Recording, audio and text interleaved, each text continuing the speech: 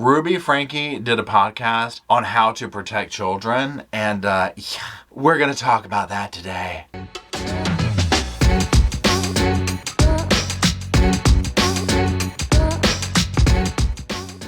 Hello, Sofa Squad, and welcome back to the sofa. My name is Paul. That's the pretend sofa. Roscoe's on it back there. He's our little mascot if you're new around here. Y'all, hey passengers. Oh, lottie dotty. We like to potty. We're going to be talking about another podcast from Jody Hildebrandt's website, Connexions. The podcast is Ruby Frankie.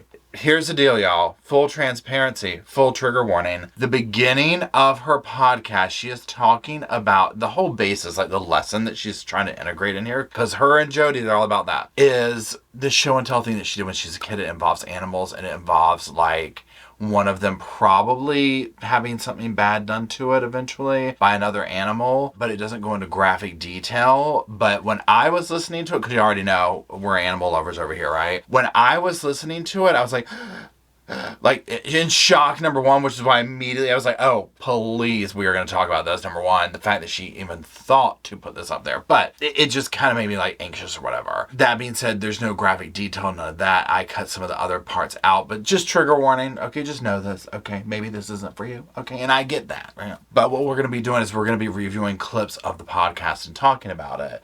You're going to need to buckle up for this. Roscoe, buckle up. Okay, Dad. Make sure you're okay.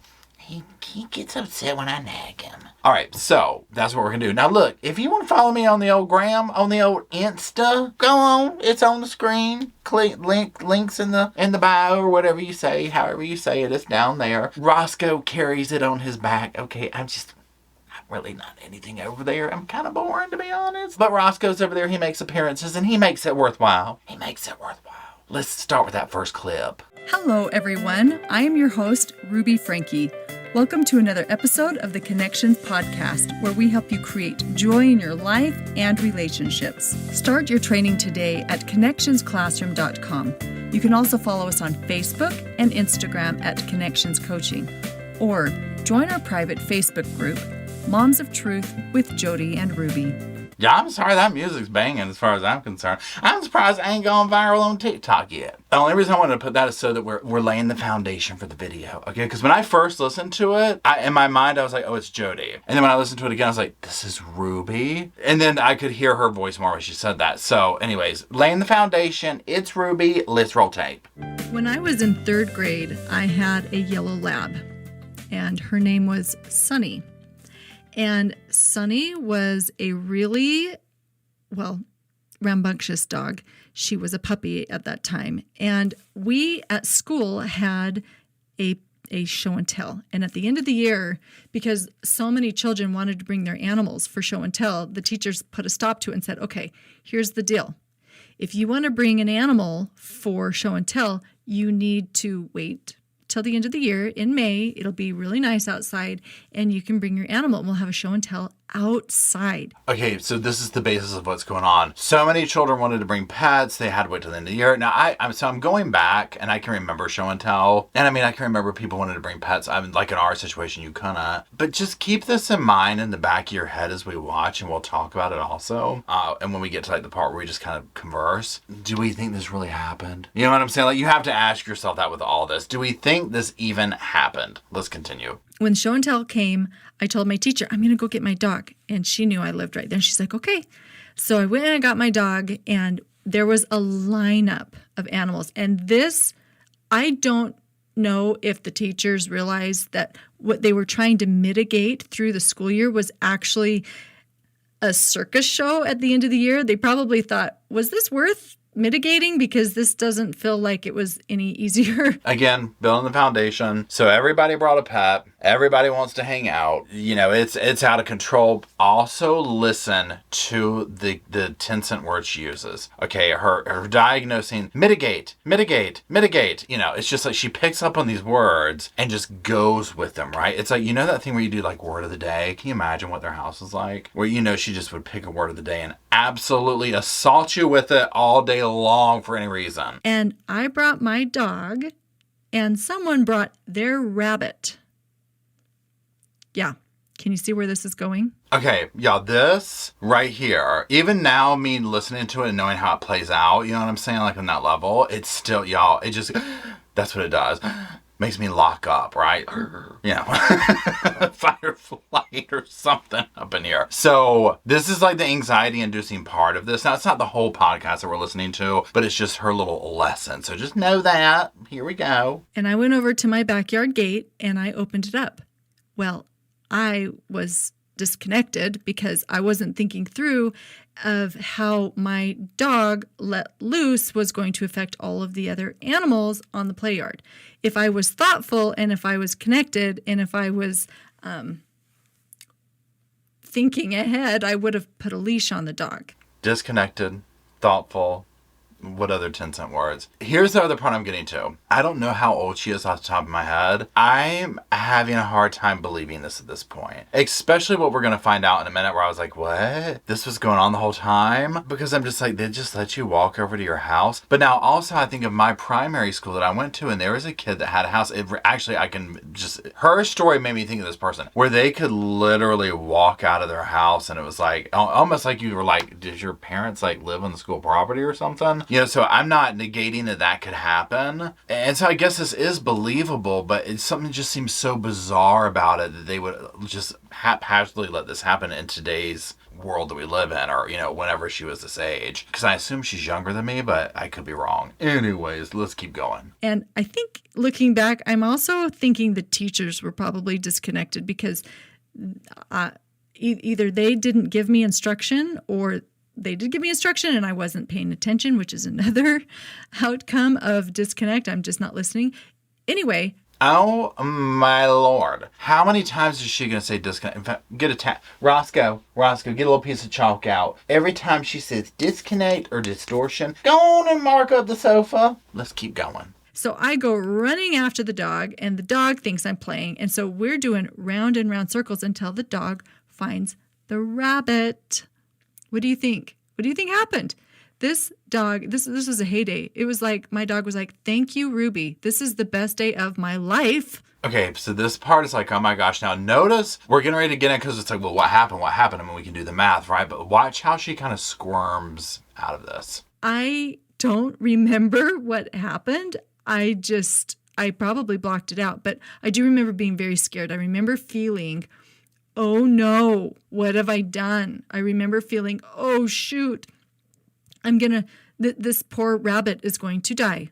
Yeah, I mean, absolutely, right? I blocked it out. I don't remember. Now, I will say, I will give her this. First of all, number one, you couldn't pry this info out of me with a waterboarding. First of all, I mean, I would never retell the story. Second, I would probably block it out too. This is not something that you want to remember. You know what I'm saying? Like, I mean, so I'll give her that if this is true, that she could like blocked it out. Or you're not wanting to say, yeah, my dog, you know, destroyed this rabbit in front of the whole class. You remember that movie, Napoleon Dynamite, where the kids in the bus pull up right as the farmer's getting ready to put the cow down? It reminds me of that. I bring that up to tell you, to paint this picture. Animals naturally know who their predators are. When that rabbit saw my dog bounding for it, it did not roll over dead. It did not hop toward the dog and say, oh, look, a dog, and jump into the dog's mouth. Oh, no. This rabbit had some sense in it, and it went bounding and hopping the other direction. Okay, so now you see we're making the transition away from the story into the lesson of the day, right? It's like her sermon. I swear her and Jody sit here and come up with these sermons and just gas each other up. She's like, girl, that's good. Okay, that one's good right there. You need to do fire at the microphone. Y'all fire at the microphone. She's got gold right there. Put that on tape, girl. I'll never forget it, except I did forget the ending. I do not know how I got that dog out. Back into my backyard. It was like, that was the show and tell. And I never did stand in front of everyone and say, here's my dog. Her name is Sunny. I never did say that. I think maybe my mom must have been watching and all the teachers cooperated together and they got my dog back into the backyard and the gate shut. And that was it for show and tell. Okay, now did you catch, well, a couple of things. A golden retriever named Sunny. I mean, it seems so cliche, right? It's so expected. Notice she's like, I blocked out how the dog got back in. And again, I'll give her this. You can, like, you know how your memory works, especially if you're going back to childhood, especially if it was something that's traumatic, where it's like blocks of, I don't remember how this happened. So I'll give her that. But did you catch what she was saying in there? I guess my mom was watching.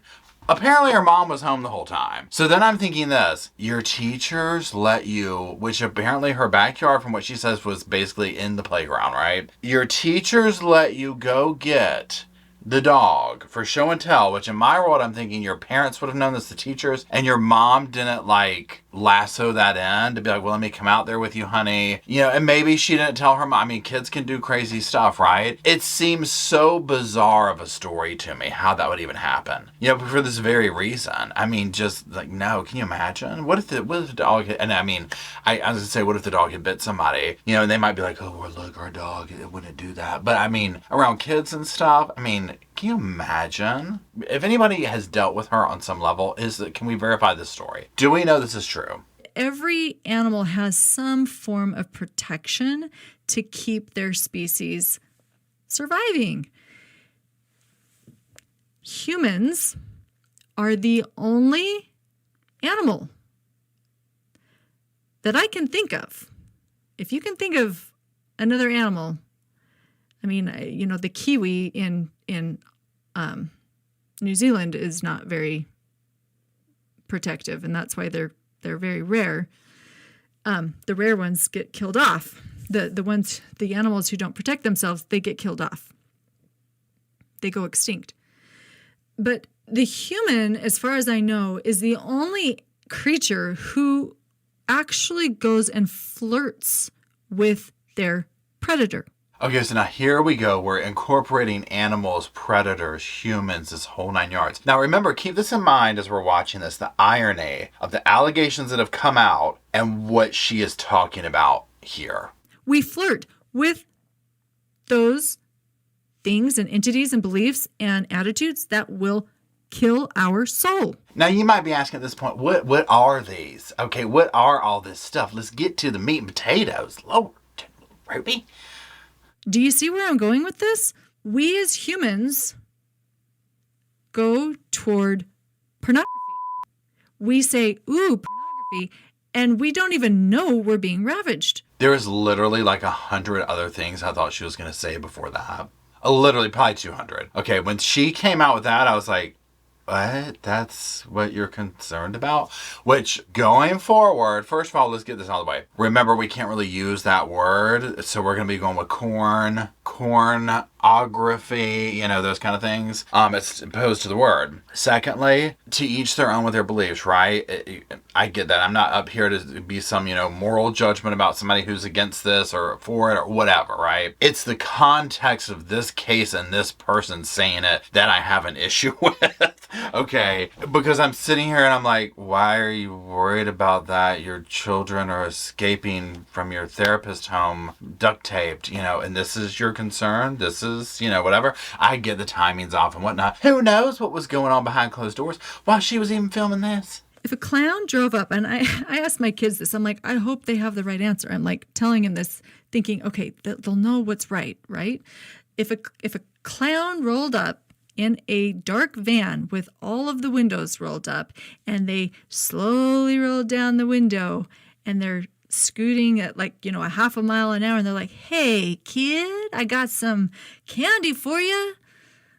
What would you do? And my kids are like, I'd run. I'm like, good. That's the right answer. Y'all, the cringe from hearing her, hey, kid, I got some candy for you. I mean, y'all, come on, right? I mean, this is so cringy. You know what it reminds me of? And I don't know, it depends on like your age group or whatever. But when I had to do, well, first of all, the anti-drug campaigns that came out like maybe in the 80s or whatever. Like, this is your brain on drugs. Like these super cheesy things. But then also when driver's ed, where they just like make you sit in a room and watch these horrifying videos. But they're like, some of them are like super cheesy. Like, well, Jill and Jack went to a party after school one day and got really inebriated on some spiked apple cider, you know, kind of a thing. And you're just like, oh my God, what am I watching? Why are you forcing me to? they say the right things like, oh, I'd come tell you right away. This is not happening. This is not happening. We have these really beautiful conversations at the dinner table, and we say, if you see you're not bad, you're not in trouble, come talk to me. And the kids are like, yeah, okay. And you say, what have you seen? And they say, well, I did see, and that they may come up with a couple, and they tell you. Kids are not being honest. And I don't mean every child. I'm not lumping every child into this. I that's not what I want to make this, because there are children who are honest and there are children who aren't doing this. I just get the feeling that she and her mind is thinking, but my children aren't honest, kind of a thing. It's just like, and the whole conversation, this obsession, sitting at the dinner table, what corn have you seen?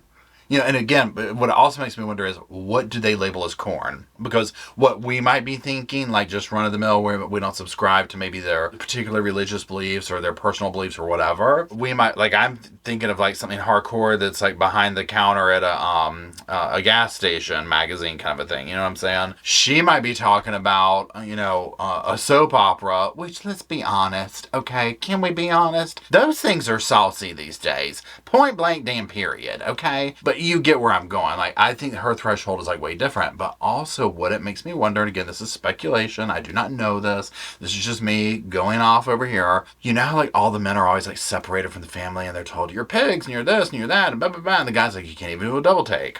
Okay. They might label that as like, I saw Dad do a double take today. Not that a kid would say that, but you know what I mean. Something like that would be just kind of natural for the most part. And it's labeled as, oh my God, you heathen. This is horrible. You can't do that. You're a terrible person. It's gone way over the top. Again, I just can't imagine sitting at the dinner table and my mother asking those kind of questions. That's so creepy on such a huge level. That this is going on, that they need to protect the children who are not being honest. And there are plenty of parents who are themselves engaging in predatory experiences, and they're not running away. Okay, right there is what I'm talking about. Do you know how probably from their threshold, literally every male they've ever encountered is guilty of this? A double take or whatever. You know what I'm saying? Where it's just like, look, I get the vibe, and whether it's coming from Jody to her to Jody, or back and forth or whatever. And I don't know their personal beliefs. I don't know their religious beliefs, but I feel like even not knowing them, I get this vibe of this right here might be this is what we subscribe to religiously, and we don't believe in blank. But I get this vibe that they then take this and add a personal element to it. So for example, absolutely nothing wrong. If your personal thing is, I don't want my family to partake in activity A, B, or C because I feel like that's morally wrong. Okay, cool. Guess what? You have every right to that belief. You know what I'm saying? And our religion says it says whatever. Have no problem with that. But it's almost like this. So say she had that belief, but then found out that her husband had cheated on her. I'm not saying he did, but this is an example. And so then there's that personal vendetta wrapped up with it. That's the vibe I get from her and Jody. Like, they're taking something and then putting this like personal hatred into it, and running with it. And that's what just gives me the heebie-jeebies about it. They are often modeling for their child how to justify being in dangerous circumstances and then mitigating it through control, which is all delusional. It's all delusional. There's no such thing as going into a dangerous emotional circumstance, engaging with a person who's unsafe, going toward materials that are full of deception, and then protecting yourself. There's no such thing. That's like a rabbit jumping into a dog's mouth and saying, I'm going to be safe. Okay. So again, one thing that is of interest to me as I go through these podcasts and listen to them is I feel like I'm piecing together the story of how we arrived here with all these dudes talking about they had to move out and I'm a threat to the family and, all this stuff. And you can hear it here coming through where it's like, okay. So because they did A, B, or C, they're then probably told, well, you're teaching the children how to do this and how to be open to a predatorial situation. And so you can start piecing it together and seeing where it all comes together. And I'll talk about my opinions at the very end here, like we do, on separating the nucleus of the message, which, can be decent, of protecting children, and then looking at what they're wrapping that lesson up in. So, but we'll get to that in a minute. Let's keep going. Parents who engage this, and it could show up in a myriad of ways. It could be, I engage with people who are deceptive. I engage with lying. I engage with being lustful. I engage in stealing. My child sees that, maybe I'm a business person, and you think kids don't pick up on this? They do. They do. Kids pick up on this. I don't know how, but they are sponges. They are sponges.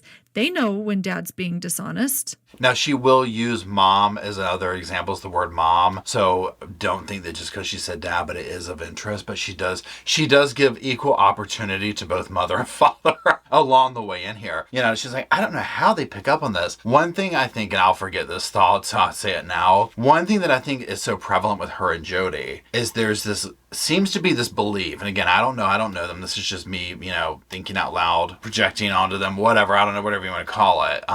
It's almost like they are so convinced that they are so much smarter than, and this or that, than a child. Now, I'm not trying to say that, the child knows better than the adult and whatnot. Okay, I get that. Children are here, they're learning, they're new little people in the world. But there's almost like this level of them thinking that they're not capable of anything. And I'm like, kids are smart. That's why they can pick up on that stuff. Because she is right?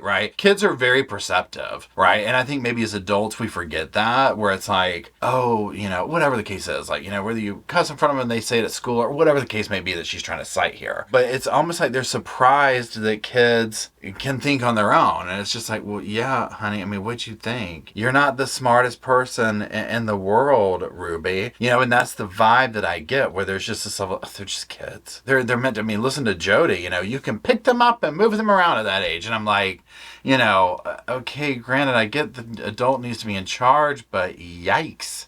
You are giving your child instruction on how to move toward a predator and jump in the predator's arms and not tell you about it. Okay, so here we are again. You hear her say, you're giving them instruction. Now, notice a common theme with these things is twisting everything around to the parent. It's your fault. It's your fault. Now, again, the parent is the parent, the adult is the adult, the child is child. I get that. But this shaming tactic, this weird thing that her and Jody do is very odd. And it seems to be, so far in the ones I've listened to, everything gets turned around to that. And I just find that so creepy but fascinating. When you're aggressive or deceptive in any manner toward anyone, it will spread. And this is why adults don't seem to have any problem moving into the mouth of that which would kill their soul. She's gotten real serious of it. This is rich coming from her. Literally, the stuff she's saying, I'm like, but girl, you're the predator. You know what I'm saying? It's like, this is what baffles me about it. It's like she's the predator, allegedly, you know what I'm saying? Like, she hasn't had her day in court yet, but still, the things that she's saying baffle me as to and I can't believe I'm going to use this word, the disconnect. Stand my ground and really give it to the school. Like, whatever it is. And those are important. And I'm saying this from personal experience. I've been at the school meetings. I have stood and spoken to the principal. I have stood and been impassioned toward the district leaders. Can you only imagine if someone has video of her going off in one of these things? Because that's the only word for it, I'm sure. We saw the video of her leaving the school after she was upset over TikTok. They were going to film at the school. Can you imagine how she was at these things? Cannot roll my eyes hard enough. Let's go to the next one. But the only thing that's really protecting my children right now is me demonstrating and showing what it means to live inside truth. We knew we were going to have to sneak that in there. Again, fine, dandy, great, all that. But again, I'm connecting the dots of, oh, okay, here we go. Like, I'm living in truth. That's what I'm doing. Notice that none of the issues allegedly came really from her, right? It was her husband had to leave and all this type of stuff. And the kids went, one went over there, but then Jody said that couldn't happen either. But yet she's the one with charges. Now I'm not trying to say Kevin's, all innocent of that, whatever, time will tell. But, just as much as they sit here and go on and on about everybody else being the problem, it's like, honey, the call is coming from inside the house on this one. Most children will never tell you because they don't even know how to say it, but they witness it. They know. They know if their dad's a scoundrel. They know. Even if the mother doesn't know, they know. They're picking up on it. They know. They know if the dad's a scoundrel. She, of course, had to throw that in there, right? Now, she will talk about, and they know if the mother's something about emotional or something. I don't know. I can't remember. So, those are the key points that I wanted to hit on in that. Now, let's kind of switch things up for a bit. Let me get comfy with Mr. Roscoe, and let's talk about a few things. Let's go back and highlight a couple of things. Okay. Okay, y'all, so I wanted to get comfortable, get my little coffee mug here. You want some, Roscoe? No thanks, I don't want to stay up late. Okay. So, let's revisit a few things, okay? Mostly this. So, here's the thing that I've been thinking as I go through these podcasts. At the nucleus, like I was saying, the core of these ideas and some of the stuff they're presenting is logical. This one, for example, of course you're going to want to teach your children to be aware of predators, to keep predators away from them, what to do, how to recognize. Of course. Any normal, sane person would say that. And I hate to use the word normal, but in this situation, yes, right? Nothing wrong with that. However, first of all, so again, the context of these particular people in this particular case, number one, I feel like this is what's going on. I was thinking about this, and y'all correct me if I'm wrong on this right here. Okay, but you remember that whole thing about like the Trojan war horse or whatever that was sent into that town? I don't remember where. I know it's like history or whatever. And then overnight, the troops climbed out. Okay, I'm going to do a little analogy here like they are. I feel like what they do is they take this nucleus of an idea, protect the children from predators. Yes, absolutely, we can all get by that. They use that to get in the door. And then when they're simmering this stuff with you and doing all this, the real stuff comes out of that idea and starts to permeate. And you say, did somebody just jump out of the horse's belly? Should we be worried about this? You know what I'm saying? And I feel like that's what they do with these things, where it's like, again, anyone's going to be like, okay, yeah, we need to protect the kids, so on and so forth. But then they start bringing this stuff in about, well, this weird stuff that usually revolves around shaming, teaching, telling parents they're horrible, separating the father, this, that, and the other. And that's what I have an issue with, is I'm like, okay, what is this whole thing y'all are doing, this control over the family? I mean, look at where by her I mean Ruby, look at where that ended up at. I mean, Kevin's living away, she's running the roost, but it also seems like Jody was kind of running her children too. I mean, Ruby was kind of like incognito. It doesn't really make sense. And so listening to this was just one of those where I was like, yeah, there's something else going on here. Now again, with Jody, and I guess with Ruby as well, but especially Jody, you can see the level of, well, of course she's trying to sell classes, she's trying to get paid, right? I mean, there's that. So if her tactic, what works for her, is to shame and separate and control the family, no matter how we feel about it, that's what she's going to do, right? That's how she's grifting. And a grift is a grift, and that's exactly what that is. So there's that. Now, let's talk about that story. Oh my God. Y'all, I was sitting here like, I mean, it was like, y'all, first of all, I don't even know if that's real or not. Again, if somebody's been to school with her or lived through that and can tell, drop it in the comments, right? Again, it just seems so cliche. The dog, it's a yellow Labrador named Sunny. Really, girl? Really?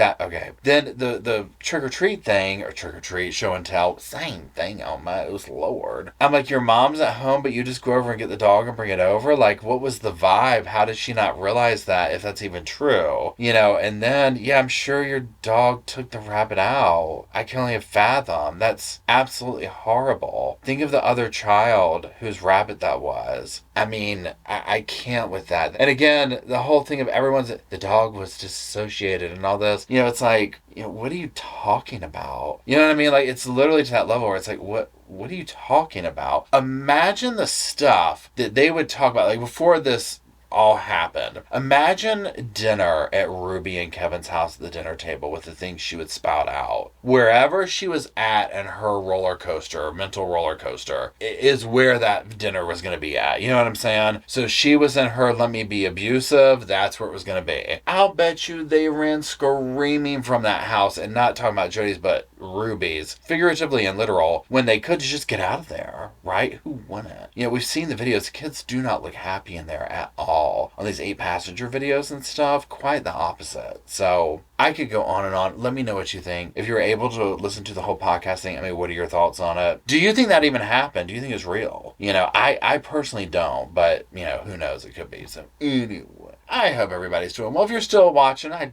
do appreciate it very much so. Roscoe says thank you as well. He asks that you drop some little sofas off so he can tinker on them overnight and make himself a big sofa to hang out on. That's just kind of how he rolls these days. And until we do meet down in the comment section on those little sofas, it will become a big one. I'll see y'all there.